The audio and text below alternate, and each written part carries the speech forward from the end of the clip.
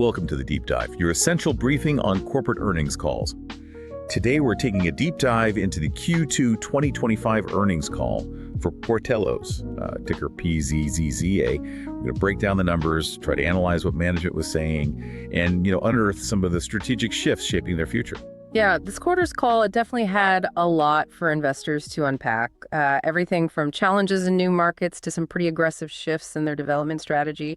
Our mission today is really to connect the dots, show you why these details matter, not just for Portillo's, but maybe for the broader restaurant landscape too. Absolutely. We're here to cut through the noise, give you those key insights, maybe the aha moments you need to stay ahead. So let's get right into it. Maybe start with a snapshot of those Q2 results. Okay, so Portillo's reported Q2 2025 GAAP EPS of $0.12. Now, that figure was, well, roughly in line with what analysts expected, so no huge surprise there. But the top line, the revenue, that told a bit of a different story, came in at $188.5 million. And while that's actually a 3.6% increase year over year, it subtly missed the consensus expectation. People were looking for about $196 million. Right. And that subtle miss on revenue, especially compared to what the market was anticipating, it definitely caught investors' attention. And digging a bit deeper, same restaurant sales or SRS, they increased by a modest 0.7%. But here's the really critical detail. This growth wasn't really from more customers. It was primarily from a higher average check. That check saw a 2.1% increase, mostly thanks to menu price adjustments. On the flip side, though, transactions, actual customer counts, they experienced a 1.4% year-over-year decrease. Okay. So fewer people coming through the doors, even if the ones who do are maybe spending a bit more. Exactly. And what's striking is just how immediate the market reaction was to this mixed picture. Shares saw a really significant decline on the day of the announcement, plunged over 23%, closed way down at $7.28 from, $9.49 the day before. Yeah, a big drop. And the trading volume spiked dramatically, too. A really forceful investor response. And the stocks continued to hit new 52-week lows through September. It's pretty clear investors are responding to more than just this quarter's numbers, right? Definitely seems like there's a broader sentiment at play, maybe some questioning of their whole growth trajectory. Okay, let's unpack this a bit further then. Beyond the sort of headline revenue miss and the transaction decline, Q2 did offer a more nuanced picture, didn't it? What other financial indicators caught your eye? Things that paint maybe a fuller picture of Portillo's performance. Well, despite those top-line pressures, there were some signs of, let's say, operational efficiency. Adjusted EBITDA for the quarter was $30.1 million. That was actually up slightly, 0.7% year over year. And maybe more telling for the store-level performance, restaurant-level adjusted EBITDA stood at $44.5 million. That gives a margin of 23.6%. Okay, 23.6%. Still sounds pretty healthy. It is healthy, relatively speaking, but it did decrease by 90 basis points from 24.5% the year before. Right, 90 basis points, nearly a full percentage point dip. Exactly. And it suggests that rising costs they're clearly eating into their bottom line at the store level. You had commodity prices up 1.9% in Q2, and management's forecasting 3.5% inflation for the full year. Wow. Mostly driven by beef, they said. Plus, hourly labor rates also increased by 2.9%, pushing labor costs up a bit as a percentage of revenue. Okay, so cost pressures are definitely a factor. Yeah. But here's where it gets, I think, really interesting. Post-call, the company delivered a significant FY25 guidance reset.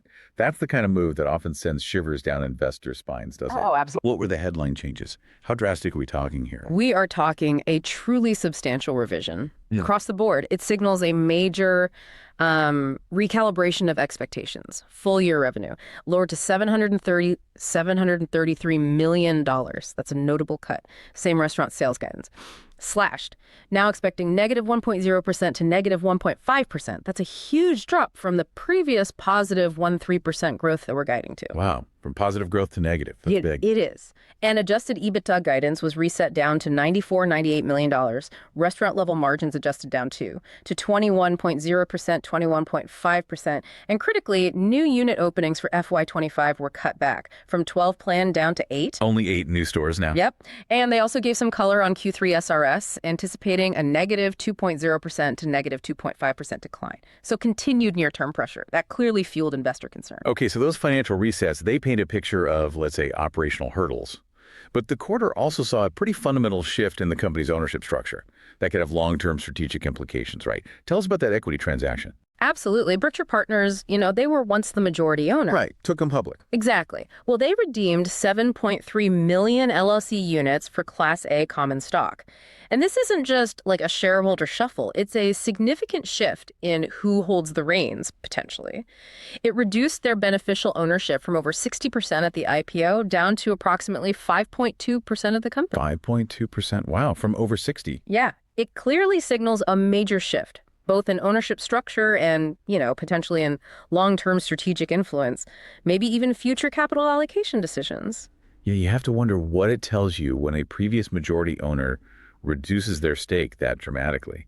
What's their conviction level? That's a fair question. So management cited these softer new unit ramps, especially in Texas, as a big factor for this revised outlook. But let's be honest, Portillo's isn't the first regional brand to struggle breaking into tough markets like Dallas and Houston. Is blaming overcorrecting on marketing really the full story?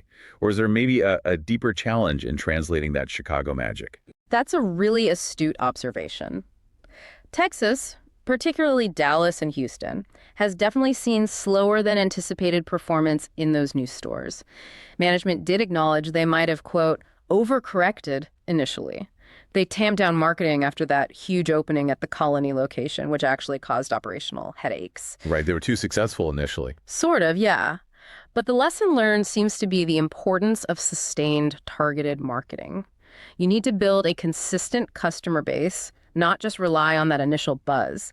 So now they say they're beefing up marketing investments, multi-channel campaigns, local field marketers, even using their beef bus at Texas high school football games this fall. Beef bus, okay. Trying to aggressively build awareness and trial. It just highlights that even a strong brand needs a dedicated long-term strategy in new competitive markets. You can't just, open the doors and expect magic. Makes sense. So beyond Texas, what strategic initiatives are they prioritizing now to drive future growth, improve those unit economics, basically refocus on the health of each individual restaurant? Yeah, they're clearly emphasizing unit economics and discipline development, moving away from just growth for growth's sake, it seems. A key initiative is the Portillo's Perks loyalty program, launched back in March 2025. And it's already exceeded targets, apparently, over 1.9 million members. 1.9 million, that's pretty quick. It is. And what's kind of fascinating is how they're using it creatively for promotions. Like they did a buy one, get one for Italian Beef Month in May, and they quickly launched the Leo sandwich for the new Chicago native Pope. Ah, clever tie-in. Right. Both campaigns apparently drove meaningful engagement and positive transactions, gives them valuable insights into using perks for, targeted customer acquisition, driving specific menu items. What about on the technology front? That seems increasingly crucial in the restaurant space for efficiency, guest experience. Oh, technology is absolutely central to their strategy now. Kiosk adoption in restaurants now exceeds 33%. And they say this is positively impacting average checks product mix, basically increasing items per transaction. So people are ordering more things via the kiosk. Seems like it. Although it's worth noting, they also said the true mix still sees pressure, customers trading down to smaller or less expensive items. That reflects those broader macro trends that even tech can't fully fix. Right, the value consciousness. Exactly. Additionally, they are testing AI-powered drive-through technology. Deployment is expected in Q4 2025. They anticipate material improvements in drive-through times, accuracy too, by early 2026. And that's crucial for throughput and guest satisfaction, especially for a brand like Portillo's with a big drive-through business. Okay, so tech is being used inside and at the drive-through. But what about the physical growth? You mentioned they cut the number of openings. How are new store formats and, importantly, build costs playing into this renewed focus on disciplined economics? Yeah, this is a really significant area of focus and probably a smart move given the current challenges. They've made tangible progress, they say, on reducing build costs. The class of 2025 restaurants, tracking at $5.5 million per restaurant. Okay, how does that compare? It's a substantial reduction from the $6.8 million they saw for the class of 2024. So not just tinkering, it's a major shift. Over $1 million less per store. Pretty much. And they're developing new designs too. Restaurant of the Future 1.0 is already opening, and they're working on a 2.0 iteration. The 2.0, set to debut late 2026, aims for even further build cost reductions, streamlined labor, a more consolidated design, maybe unlocks different kinds of site opportunities. Interesting. And beyond their typical standalone format, they're exploring diverse options. Like inline restaurants, think strip malls. The one in the Villages, Florida, apparently had sub $4 million investment costs. Wow, that's a big difference. Huge. And non-traditional locations, too, like the Dallas-Fort Worth Airport, scheduled for 2026. This whole diversified approach, it aims to maximize cash-on-cash returns, which is exactly what investors want to see when growth slows down. Okay, makes sense. Any other maybe unique initiatives they're exploring? Finding new avenues for growth? Improving the guest experience? I think I heard something about breakfast. Yes, a few notable tests. Shows they're willing to experiment, which is good. They're testing breakfast in Chicago, early reports, incremental results, positive guest feedback. They're running that test through year-end before deciding on broader potential. Could unlock a whole new revenue stream, right? It'd be big if it works. Could be.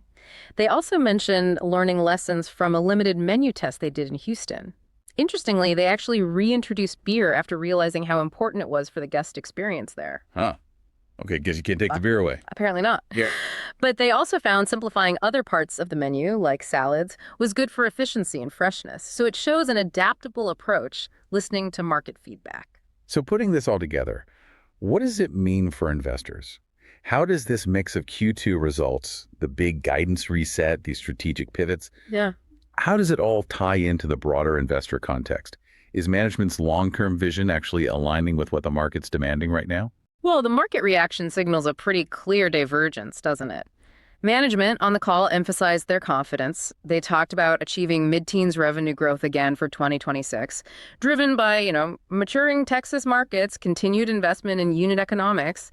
They also set a goal of no net new borrowings on their revolving credit facility by 2026, highlighting a commitment to capital discipline. Okay, but mid-teens revenue growth in 2026, that sounds ambitious given the current headwinds and that massive guidance cut for this year. It does sound ambitious. That's probably the biggest disconnect right now between management's long-term vision and the market's current skepticism. Is it achievable or maybe a bit overly optimistic? That's precisely the question, isn't it? The market's focus seems squarely on the near-term pain. The guidance changes. Exactly. That substantial guidance reset, the expectation of negative same-restaurant sales near term, it's largely overshadowed any talk of long-term discipline or strategic shifts. And you can't ignore the competitive landscape either. The value wars, increased discounting from the big QSR players, your burger chains, coffee jumbo. Right. That puts additional pressure on everyone. It impacts comparable sales. It impacts average check. It's just tough to raise prices or even hold transactions steady when everyone else is screaming value. And we should also remember the activist pressure that popped up earlier in the year. Yeah. That adds another layer to this whole narrative, right? An external push for change. That's absolutely right. Engaged Capital launched that proxy fight back in March 2025, advocating for board changes, operational improvements, marketing fixes. So it adds this external catalyst. Management isn't just accountable to shareholders generally. They're under direct pressure now to execute and show that these strategic shifts are actually delivering tangible results. Okay, so it sounds like the key catalyst, the things investors will be watching for a potential re-rating, is going to be sequential stabilization in same restaurant sales, tangible improvements in how those new stores ramp up, especially in Texas. Definitely. Further progress on reducing those build costs. Crucial for future growth economics. And, well, any positive developments coming out of that activist engagement, those seem like the critical pieces needed to shift investor sentiment. I think that sums it up well. Right. Now for our This Is Not Financial Advice segment, where we present an outrageous but plausible trade idea, maybe something you'd hear in a hedge fund pitch. Remember, folks, this is purely for educational purposes. Don't try this at home without serious thought. Okay, all right. Given Portillo's recent performance, that big guidance reset, here's a potential play.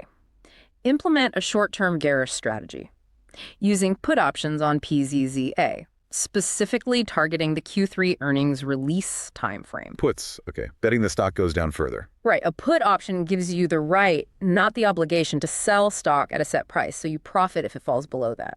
And this aligns with management's own expectation of negative 2.0% to negative 2.5% SRS for Q3. Plus, you saw the historical negative market reaction this past quarter, so betting on a repeat, basically. Okay, that's the outrageous part, perhaps. Yep. What's the plausible, maybe even contrarian side of this idea? The plausible part comes next. Simultaneously, you initiate a long-term bullish call spread, maybe for late 2026 expiration. Okay, a call spread. betting on a moderate rise long term. Exactly. It involves buying and selling call options at different strike prices. It caps your upside but lowers your cost. And this would be a bet on the turnaround story, driven by, say, the full deployment of that AI drive-through tech in early 2026, boosting efficiency, the debut of the cheaper Restaurant of the Future 2.0, improving unit economics, and, crucially, successful sustained marketing in Texas, finally driving awareness and speeding up those average unit volumes. So betting the current pain leads to fixes that pay off later. Pretty much. And that activist pressure from engaged capital, that could actually accelerate these strategic pivots. So it offers maybe a contrarian entry point at these current 52-week lows, assuming these operational improvements eventually flow through to the top and bottom lines and stabilize profitability. It's really a bet on strategic execution finally winning out over these near-term headwinds. A complex play, short-term pain, long-term gain, maybe. Potentially. High risk, high reward, as they say. That wraps up our deep dive into Portillo's Q2 2025 earnings call. We've certainly seen a company navigating some pretty significant headwinds, making strategic adjustments, and facing intense investor scrutiny as it tries to refine its growth strategy and regain its footing, especially in those new markets. Yeah, the path forward really involves proving their execution. In Texas, yes, but also demonstrating the success of these loyalty and tech initiatives and really capitalizing on those build cost reductions for future profitable unit growth. The market's going to be watching very closely for tangible results from all these efforts, particularly how those Texas markets mature over the next year or so. Indeed.